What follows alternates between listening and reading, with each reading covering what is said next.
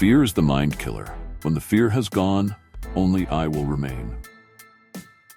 As we stand on the brink of Denis Villeneuve's epic Dune trilogy finale, this mantra echoes through the sands of Arrakis, resonating more powerfully than ever before. With the highly anticipated Dune Part 3 aiming for a 2026 release, the stage is set for the dramatic conclusion of Paul Atreides' journey. Villeneuve's first two installments have captivated audiences worldwide, merging breathtaking visuals with a faithful yet bold adaptation of Frank Herbert's legendary saga. The cliffhanger at the end of Dune Part 2 has left fans buzzing with anticipation, eagerly speculating about the twists and turns that Villeneuve might introduce in the final chapter.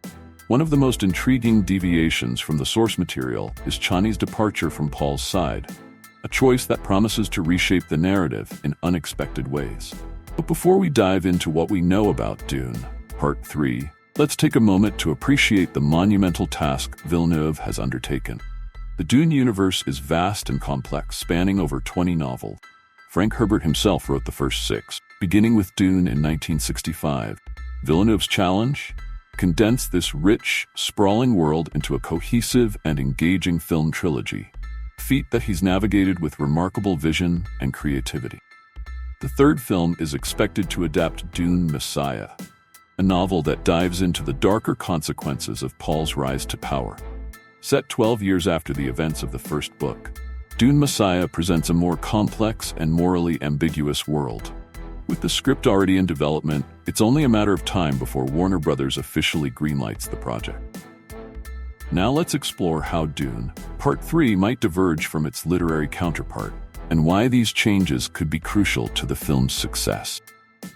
By the time Dune Messiah begins, Paul Atreides has ascended to become the emperor of the known universe, godlike figure whose reign has sparked religious fervor and a jihad threatening billions of lives. His journey from a reluctant leader to a divine emperor is central to the story, and Villeneuve will need to strike a delicate balance between the grandeur of Paul's power and the intimate human struggles that have defined his character. Florence Pugh's portrayal of Princess Irulan, key figure in Dune Messiah, will be crucial in this third installment. In Herbert's original, Irulan plays a pivotal role in attempting to thwart Chani's efforts to bear Paul's heir. However, with Villeneuve's decision to have Chani leave Paul at the end of Part 2, Irulan's role is bound to shift. How this will affect the power dynamics within Paul's empire is one of the most tantalizing questions as we look ahead. Another significant narrative thread that Dune Part 3 must address is the introduction of the Spacing Guild. Their influence has been somewhat understated in the films thus far, yet in Dune Messiah, their role is critical. Controlling interstellar travel and banking, the Spacing Guild aligns with other factions to challenge Paul's rule. Integrating the Guild into the narrative could not only enrich the film's political landscape, but also introduce new layers of intrigue and conflict. The relationship between Paul and Chani, as depicted in Herbert's novels, is one of the most enduring aspects of the Dune saga. In the books, Chani remains at Paul's side, even as he marries Irulan for political reasons. But Villeneuve has chosen a different path. Chani's departure at the end of Part 2 signals a more isolated, perhaps even more vulnerable, Paul in Part 3. This deviation opens up new storytelling possibilities, allowing Villeneuve to explore themes of love, loss, and the burdens of power in ways that may resonate even more deeply with today's audience. And then there's the matter of Paul and Chani's children. In Dune Messiah, Chani's tragic death during childbirth is a pivotal moment, leaving Paul to raise their twin heirs, Leto and Ghanima. But with the changes Villeneuve has already made, it's unclear whether this will play out in the same way. Could Chani's fate be altered in this adaptation? Might we see a different outcome for Paul's lineage? These questions only add to the anticipation surrounding the film. Let's not forget Alia, Paul's sister, introduced as a vision in Dune Part 2.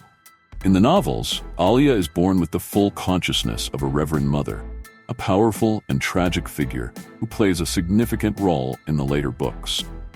Villeneuve's interpretation of her character, especially with the timeline shifts and altered fates of other characters, will be a fascinating aspect to watch unfold in Part 3. Denis Villeneuve's Dune Part 3 is shaping up to be a cinematic event of epic proportions. With the creative liberties he's already taken, we can expect a finale that honors the spirit of Herbert's work while offering fresh perspectives and unexpected twists. The stakes are higher than ever, and the potential for a satisfying, thought-provoking conclusion is immense. So what do you think about the changes Villeneuve is making to Chani's storyline in Dune? Part 3. How do you think these will affect Paul's character arc and the overall narrative? Share your thoughts and predictions in the comments below. If you enjoyed this video, don't forget to like, subscribe, and hit that notification bell so you won't miss our next deep dive into the world of Dune. Thanks for watching, and we'll see you in the next one.